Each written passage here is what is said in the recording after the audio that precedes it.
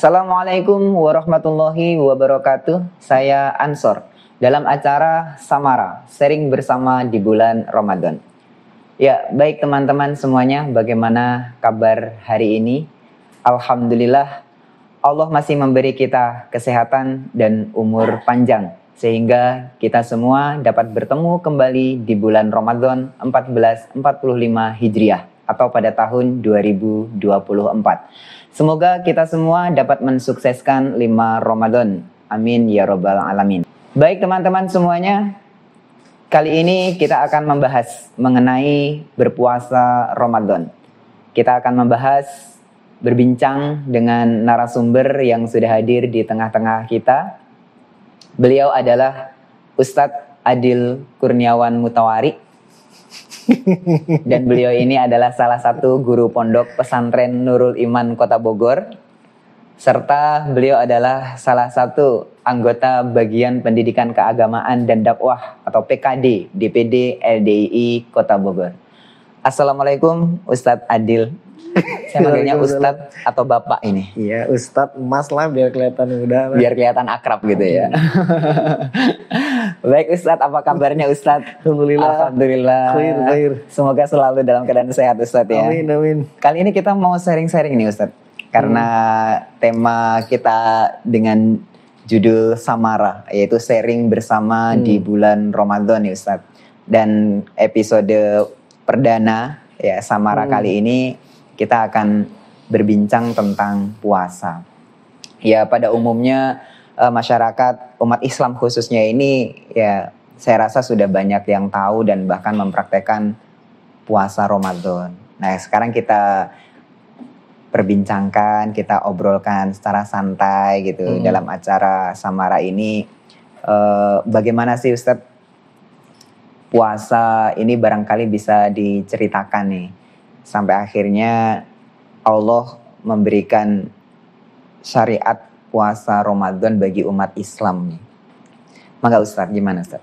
Iya, jadi kalau kita ngomongin puasa itu, ini kan jadi salah satu dari 5 rukun Islam. Ya. Maka puasa itu termasuk ibadah yang mempunyai kedudukan istimewa di dalam agama Islam. Yeah. Kalau kita melihat bagaimana pada akhirnya puasa Ramadan ini menjadi sesuatu hal yang wajib dilakukan oleh semua umat Islam, tentu agak panjang ya. Yeah. Karena kita perlu memahami juga bahwa syariat agama turun dari Allah kepada umat manusia itu selalu turun secara bertahap. Oh, yeah. Seperti Al-Quran turun kepada Nabi Muhammad lalu disampaikan kepada umat Nabi Muhammad tidak sekaligus gitu ya. Tapi secara bertahap. Maka itu juga kita bisa melihat untuk syariat-syariat agama yang lain yang turun secara bertahap. Nah, kalau puasa itu sendiri mulanya ya, kalau secara secara waktu tentu tidak langsung puasa Ramadan ini menjadi kewajiban semua umat Islam. Tapi sebelum Ramadan umat Islam pernah wajib melaksanakan puasa Asyura, yaitu puasa di tanggal 10 Muharram setiap tahun 1 hari. Setiap tahun 1 hari. Itu di hadis Bukhari pernah ada riwayat yang menjelaskan bahwa puasa Asyura itu adalah puasa wajib yang pernah berlaku untuk umat Islam. Berikutnya di tahun 2 Hijriah turunlah ayat 183 surat Al-Baqarah yang memansuh kewajiban puasa Asyura menjadi puasa Ramadan untuk umat Islam. Selama 1 bulan. Selama 1 bulan. Jadi yang tadinya 1 tahun hanya 1 hari. 1 hari. Kemudian menjadi 1 tahun ini menjadi 1 bulan penuh. 1 bulan penuh. Itu pun prakteknya juga bertahap.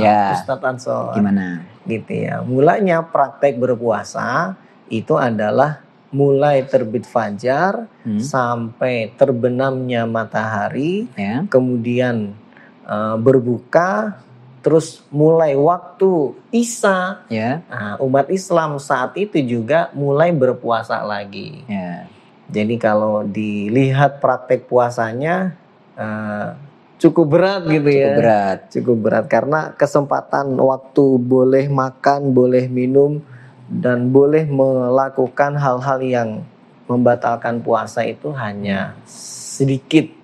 Ya mungkin bisa dibilang kurang dari 1 jam lah. Iya, jadi hanya 1 jam saja ya. Jadi kalau misalkan kalau dulu kan belum ada hitungan waktu seperti sekarang gitu dengan adanya jam gitu. Barangkali kalau sekarang itu diakumulasi itu bisa jadi 23 jam ya orang-orang. Bisa jadi lebih. Bisa jadi lebih ya. Bisa jadi 23 jam berpuasa.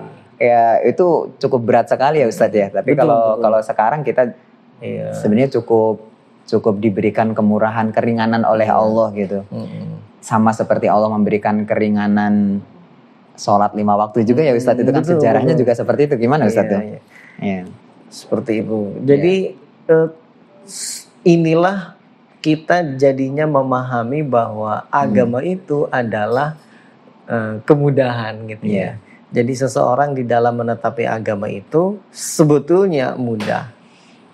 Makanya syariat-syariat agama yang Allah buat termasuk puasa itu semuanya oleh Allah sudah ukur dalam kondisi normal semua orang bisa mengerjakannya. Nah lalu bagaimana dengan orang-orang yang kondisinya tidak normal seperti orang yang sakit atau orang yang berat menahan lapar atau hal-hal yang lain dalam hal ibadah, ya Allah juga sudah memberikan jalan keluar dengan adanya rukhsah dari syariat-syariat agama tersebut. Seperti sholat tidak bisa dikerjakan dengan berdiri, maka boleh mengerjakannya dengan duduk. Tidak bisa mengerjakan dengan duduk, maka boleh mengerjakannya sambil berbaring. Puasa juga begitu. Ketika seseorang berpuasa, ya, ketika dia mampu ya puasa dari mulai terbit fajar sampai terbenamnya matahari. Begitu dia tidak mampu karena suatu alasan yang diperbolehkan syariat, maka dia boleh meninggalkan berpuasa dan mengganti di hari yang lain. Jadi itulah kemudahan di dalam menetapi agama. Kita yang puasa dari terbit fajar sampai terbenam matahari aja udah cukup berat gitu ya. Apalagi kalau orang-orang Islam zaman dulu itu ada nggak sih kisah-kisah di mana mereka nggak kuat juga karena kan setelah azan Isya mereka harus menahan lapar, haus, nggak boleh bersetubuh lagi. Nah itu berarti ada nggak sih para sahabat atau kisah-kisah sebelumnya itu yang mereka juga berat gitu melaksanakan praktek puasa yang hampir 23 jam itu. Iya, jadi perjalanannya puasa pada akhirnya menjadi boleh makan dari terbenamnya matahari sampai terbit fajar di hari berikutnya, itu ada cerita gitu ya di balik Allah menurunkan syariat itu, yaitu para sahabat yang merasa berat dengan praktek puasa setelah Isya tidak boleh makan lagi. Bahkan sahabat yang terkenal garang gitu ya, terkenal keras di dalam menjalankan aturan puasa yang dulu itu juga ternyata tidak kuat. Yaitu Khalifatul Tsani Umar bin Khattab. Yang begitu masuk waktu Isya gitu ya, dia berhubungan dengan istrinya. Ada juga sahabat yang bernama Sirmah. Sirmah yang begitu waktu Isya, karena pas waktunya berbuka dia tertidur. Begitu waktu Isya dia makan. Ada juga sahabat yang begitu waktunya berbuka dia tidur. Besoknya dia harus bekerja keras, akhirnya sampai jatuh pingsan. Masya Allah. Nah dari cerita-cerita sahabat itu yang dilaporkan pada Nabi, pada akhirnya Allah memberikan keringanan, yaitu bolehnya di malam hari seseorang makan, minum, bahkan berhubungan dengan istrinya. Jadi di ayatnya itu kan disebutkan uhilla lakum lailatas siyami ar-rafath gitu ya. di surat Al-Baqarah ayat 187. Nah, ar-rafath itu adalah sesuatu yang paling berat yang membatalkan seseorang dalam berpuasa. Makanya orang yang berhubungan badan dalam puasa itu tidak hanya harus mengganti puasanya, tapi dia juga harus membayar kafaroh.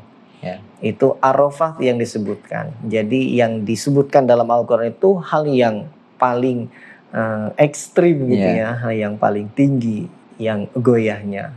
Nah, di situ juga memberikan pengertian bahwa hal-hal yang di bawah rafath itu juga boleh, seperti makan, minum dan lain-lain.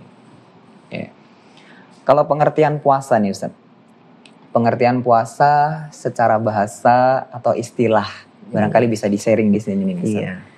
Kalau puasa secara bahasa kan artinya menahan ya. Ya. Menahan. Kalau secara istilah adalah menahan makan, menahan minum, menahan tidak berhubungan, dan menahan hal-hal yang merusak ibadah puasa mulai terbit fajar sampai terbenamnya matahari. Oh, jadi kalau hal-hal yang membatalkan puasa Ustadz, nah ya mungkin barangkali secara umum di sini teman-teman sudah banyak yang tahu. Ya. Jadi hal-hal yang membatalkan puasa itu sebenarnya apa saja sih Ustadz? Barangkali bisa di-sharing di sini nih Ustadz. Jadi seperti tadi ya, sebetulnya yang membatalkan puasa ya tadi tentu makan, minum gitu ya. Secara hukum itu ya, secara hukum yang membatalkan makan, minum. Atau memasukkan sesuatu ke dalam mulut. Bukan makanan, bukan minuman, tapi dimasukkan ke dalam mulut. Seperti rokok misalnya. Seperti seperti apa gitu ya. Itu termasuk hal yang membatalkan puasa, artinya hukum puasanya batal. Kalau infus Ustaz? Kalau infus, seseorang infus itu kalau dalam keadaan sakit ya misalnya, maka orang itu pasti batal puasanya. Ya, pasti batal. Selain dia boleh tidak puasa karena sedang sakit, terus dia memasukkan cairan ke dalam tubuh.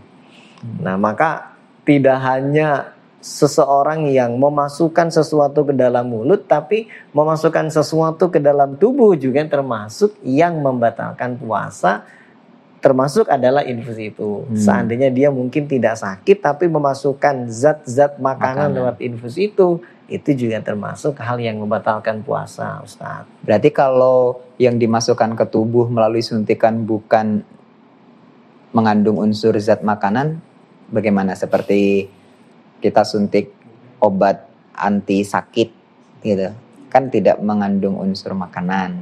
Itu bagaimana? Boleh nggak Ustaz? Kali kita disuntikan vitamin misalnya, atau apa ya, insulin misalnya. Kadang ada orang yang sakit diabetes itu kan tiap hari dia harus insulin tuh. Itu bagaimana hukumnya Ustaz?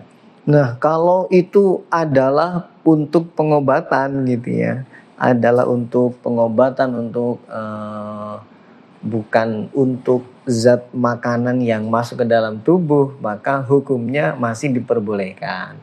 Artinya boleh dia meneruskan puasanya. Kalau berenang Ustadz, berenang tuh ada yang ngomong katanya batal. Oh, batal itu berenang. Berenang itu batal.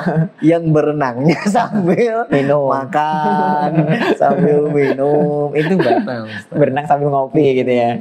Tapi kalau berenang nggak sambil minum gimana Ustadz? Tapi kalau berenang tuh cenderung ketelan nggak sih airnya gitu kan? Iya, kalau saya juga dulu pernah mau jadi atlet berenang ya, tapi nggak jadi. Orang kalau berenang memang orang kalau berenang ya memang sangat besar kemungkinan air itu masuk ke dalam tubuh. Makanya orang-orang yang berenang dalam puasa ya sebaiknya dihindari. Tapi kalau berendam gitu ya, misalnya Berendam sampai leher gini. puasa panas terus berendam di air, Itu nggak ya apa-apa. tidak batal. Oh, jadi teman-teman kalau mau ini berendamnya sampai leher aja. Sampai leher. Jadi nanti kalau ke kolam renang nggak usah dicelupin kepalanya ya, biar nggak ada yang masuk. Jadi prinsipnya orang batal puasa itu ya masuknya sesuatu ke dalam tubuh, baik lewat mulut atau lewat suntikan tadi. Nah, adapun hal-hal yang mirip-mirip atau dimungkinkan masuk ke dalam tubuh tapi belum pasti seperti tadi gitu ya, kita berendam. Nah, itu kan ada pori-pori itu masuk ke tubuh apa enggak? Nah, iya tuh. Nah, itu ya tentu tidak membatalkan puasa secara hukum. Begitu Ustadz Ansor. Alhamdulillah. Kemudian ini kalau itu tadi kan yang membatalkan puasa secara hukum ya. Nah, kemudian kan ada aturan-aturan lain yang kita juga nggak boleh kerjakan selama bulan puasa. Iya. Di antaranya ngegosip gitu. Atau larangan-larangan apa saja sih Ustadz selain makan? Kalau secara hukum kan tadi nggak boleh makan, minum, bersetubuh gitu suami dan istri. Nah, kalau secara syariat sendiri itu bagaimana? Iya, jadi esensi dari puasa itu adalah untuk membentuk seseorang menjadi orang yang bertakwa. Jadi muara akhir dari aktivitas ibadah puasa itu adalah untuk meningkatkan atau menghadirkan ketakwaan di dalam hati. Makanya kan di surat Al-Baqarah ayat 183 itu tujuan puasa itu adalah la'allakum tattaqun. Nah, sekarang kita melihat apa saja yang tidak boleh dilakukan oleh orang yang berpuasa. Hal-hal apapun yang merusak atau yang membuat seseorang itu mendapatkan dosa atau seseorang itu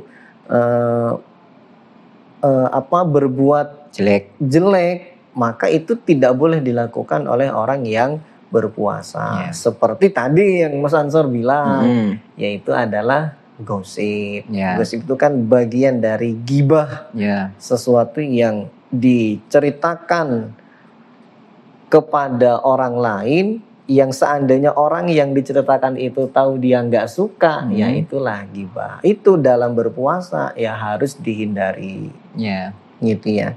Terus selain ucapan yang jelek atau ucapan yang tidak baik, juga termasuk perbuatan-perbuatan yang tidak baik, gitu ya. Seperti contohnya dia berbuat hal-hal yang menyibukkan diri terus jauh dari ingat pada Allah, memperbanyak lahan. Apa itu contohnya? Kalau sekarang kan alat lahan banyak ya, banyak Ustaz, banget ya. Ada Instagram, ada Facebook, ada Twitter, ada TikTok, ada podcast. Tapi kalau podcastnya ada ini banyak mengandung bermanfaat ya. Gitu Ustaz. Kalau podcastnya DI lah. Kalau podcast yang lain dilihat dulu. Jadi dilihat isi dan manfaatnya. Lihat isi dan manfaatnya. Secara garis besar begitu. Kalau detail di dalam Quran dan hadis ya seperti tadi. Kalau di hadis kan man lam yada qaula zur wal amala bihi falaisa lillahi hajatun fi ayyada atau amahu wa syarabahu. Barang siapa yang tidak meninggalkan ucapan dusta. Ucapan dusta itu ucapan-ucapan yang mengandung dosa, tidak hanya berbohong. Ya berbohong, ya gibah, ya fitnah, ya apalagi banyak ya. Itu qaula zur wal amala bihi, dan perbuatan yang mengandung dusta juga tadi. Perbuatan-perbuatan yang mengandung dosa.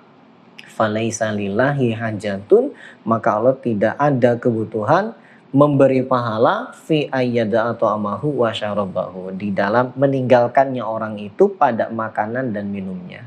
Jadi puasanya hanya sebatas menahan lapar dan menahan haus. Jadi cuma dapat lapar haus saja. Tidak ada nilai pahala yang didapat. Maka tidak heran kalau habis puasa yang tadinya maksiat ya maksiat lagi.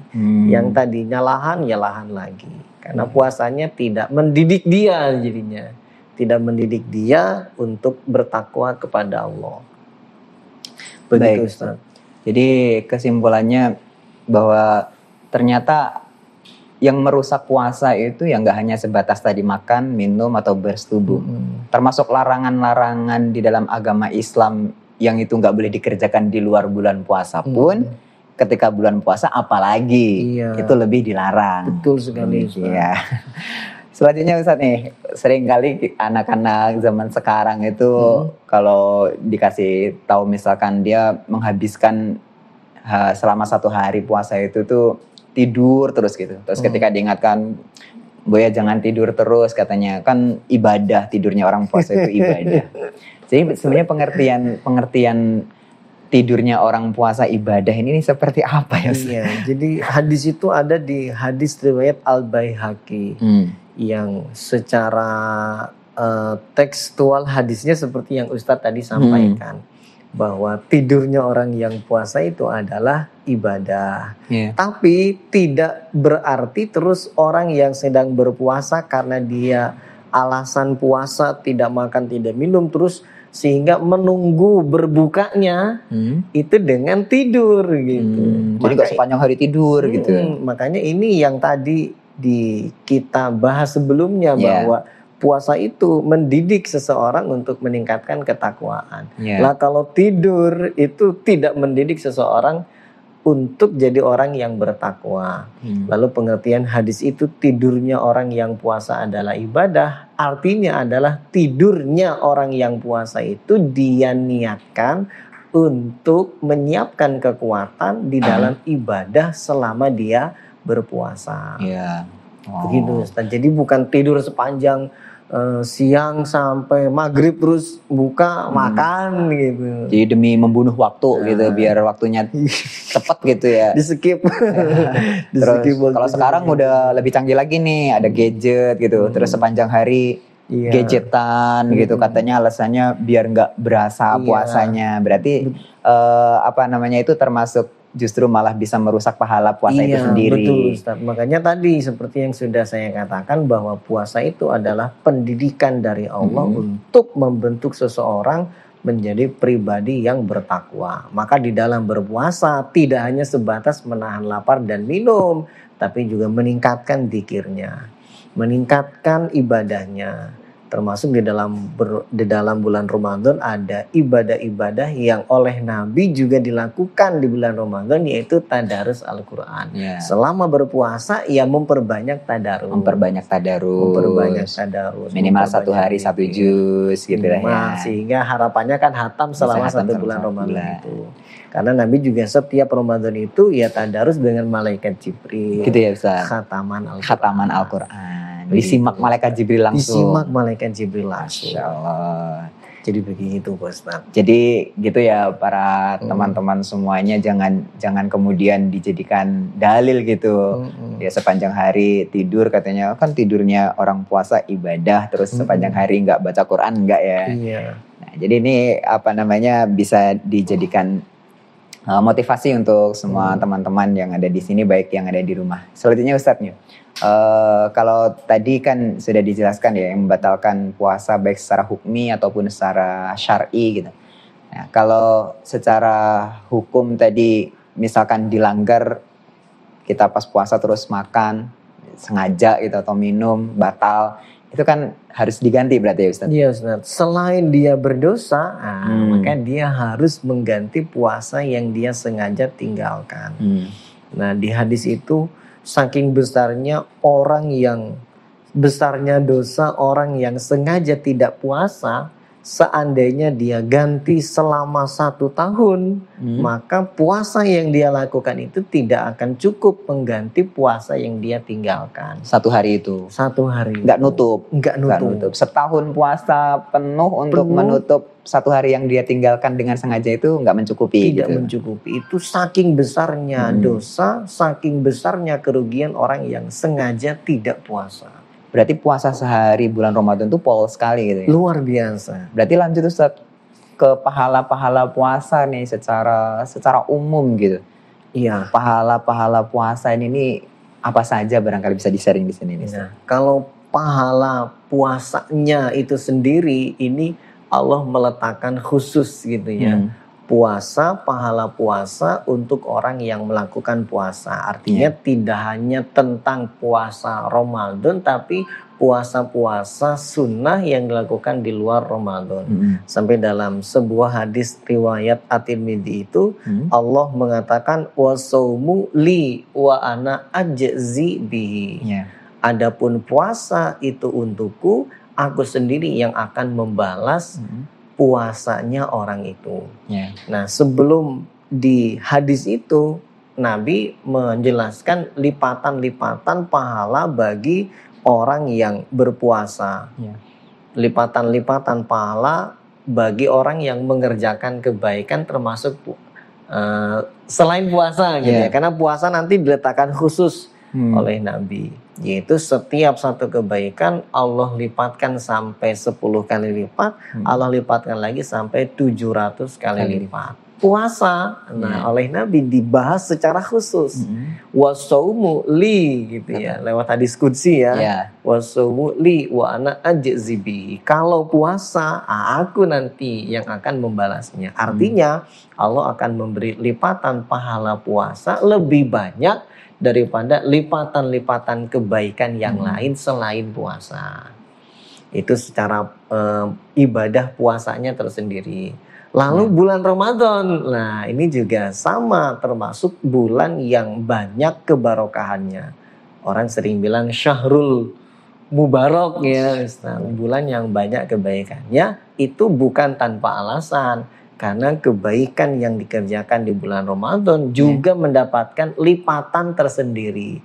Puasa sudah mendapatkan lipatan yang khusus. Bulan Ramadan ada waktu khusus yang lipatan kebaikannya juga berbeda dengan waktu-waktu di selain bulan Ramadan.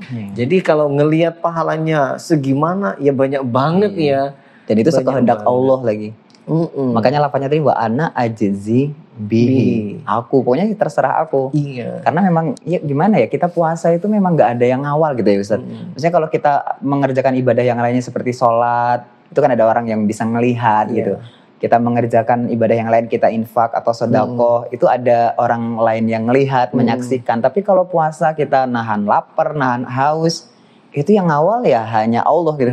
Maka bagaimana kebersihan niat kita selama berpuasa itu nanti yang akan menjadi tolak ukur pahala sampai Allah mengatakan pokoknya untuk puasa aku yang akan menghendaki pahalanya gitu, seberapapun. Jadi itu betapa polnya puasa. Selain itu Ustaz, keistimewaan atau pahala-pahala puasa yang lainnya yang bisa kita bagikan ke teman-teman di sini. Selain kita mendapatkan lipatan pahala yang besar, lah kita juga mendapatkan banyak ampunan dari Allah. Man soma ramadhana imanan wa ihtisaban ghufirallahu ma taqaddama min dambi. Barang siapa yang berpuasa Ramadan karena iman dan mencari pahala, maka Allah akan menghapus dosa-dosanya yang telah lewat. Jadi menghapus dosa itu adalah sesuatu yang diharapkan oleh orang iman. Ya, jadi seseorang yang sudah di hadapan Allah nanti membawa dosa, maka dia akan merasakan panasnya api neraka. Maka bagi orang yang iman, bagi orang yang ketakwaannya tinggi, mendapatkan ampunan dosa itu adalah sebuah kebaikan yang sangat banyak, gitu ya. Memang mengejar betul gitu ya. Tidaknya sih dosanya diampuni, udah gitu ya. Enggak. Bagi orang iman mendapatkan ampunan dosa itu suatu keuntungan yang luar biasa. Gitu ya. Bukan hanya sekedar dihapuskan dosa, tapi merasa betul mendapatkan keuntungan karena sekalipun dia punya banyak amalan, tapi ketika datang kepada Allah membawa dosa, maka surganya akan tertahan, akan tertunda. Itu yang tidak diinginkan oleh orang iman manapun. Makanya mendapatkan ampunan itu adalah keuntungan yang besar bagi orang iman. Jadi selain kita mendapatkan banyak pahala, kita juga puasa Ramadan ini juga diampuni dosa-dosanya. Makanya disebut bulan penuh lipatan pahala, bulan penuh maghfirah. Ya, jadi secara umum ya seperti itu. Kemudian peristiwa-peristiwa yang menarik apa sih Ustadz yang bisa kita sharing di sini yang pernah terjadi di zaman Nabi atau yang istimewa di bulan Ramadan gitu? Iya, kalau di bulan Ramadan ini ada malam yang istimewa yang hanya ada di bulan Ramadan yang tidak ada di bulan-bulan selain bulan Ramadan. Ya. Yaitu adalah malam Lailatul Qadar.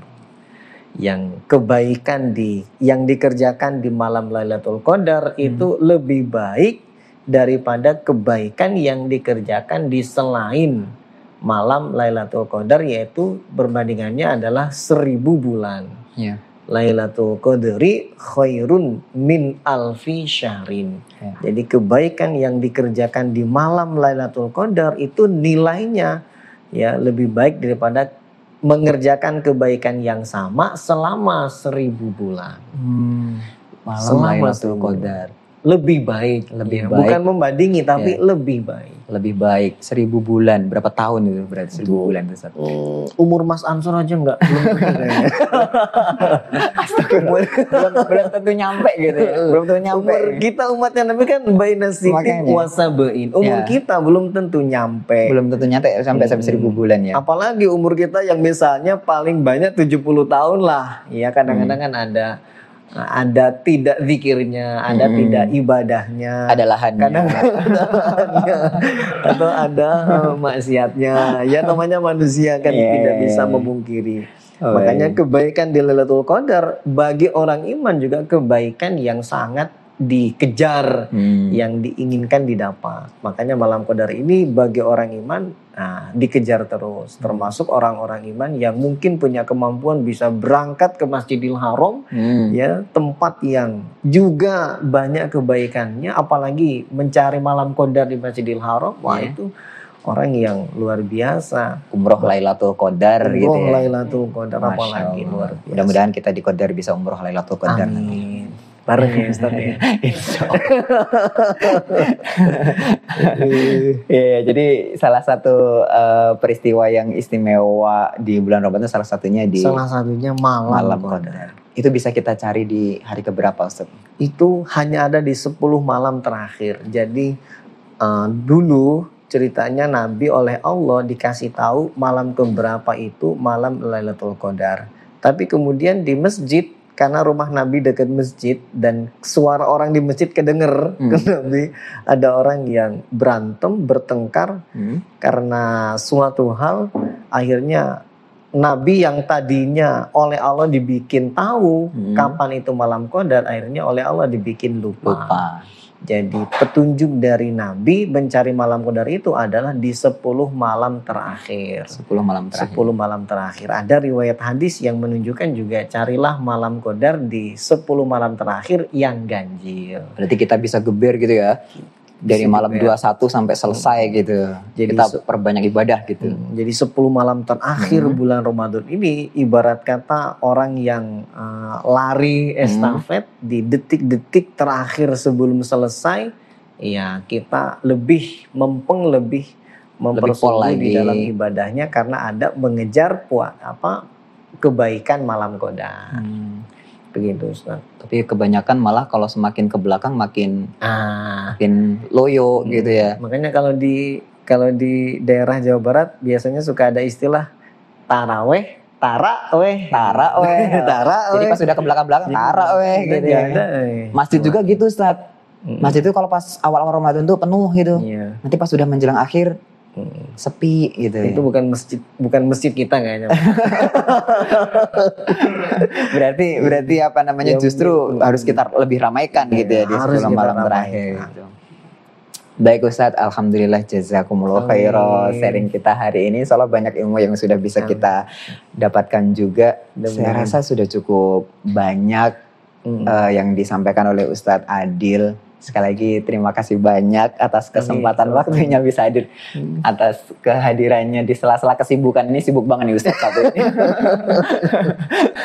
Ustadz kita ini sibuk sekali, jadi alhamdulillah ya para pemirsa semua yang ada di rumah, teman-teman semua, kita sudah banyak ilmu yang didapatkan tentang berpuasa khususnya pada hari ini. Semoga kita selalu diberikan kesehatan, kelancaran dalam menjalankan ibadah puasa Ramadan tahun ini. Dan secara singkat tadi juga sudah banyak disampaikan bagaimana bahwa puasa ini ya nyatanya nggak hanya kita menahan lapar, haus atau tidak boleh bersetubuh saja, tapi juga larangan-larangan yang lain yang tidak boleh kita kerjakan di luar bulan Ramadan pun juga harus kita jaga gitu, tidak kita laksanakan. Jadi juga tadi juga sudah bisa kita ambil banyak kesimpulan, mudah-mudahan ini menjadi ilmu yang bermanfaat dan yang barokah untuk Ustadz khususnya dan umumnya kepada semua pemirsa yang ada di rumah. Sekali lagi alhamdulillah jazakumullah khairan. Dan jangan lupa terus para pemirsa saksikan episode Samara berikutnya, dan jangan lupa juga ya untuk like, komen, share dan subscribe akun ini untuk lebih berkembang dan lebih menebarkan banyak manfaat. Dan untuk akun Instagram jangan lupa juga di follow @ldi_kota Bogor. Sekali lagi Ustadz, alhamdulillah jazakumullah khairan. Sampai bertemu lagi di episode berikutnya barangkali.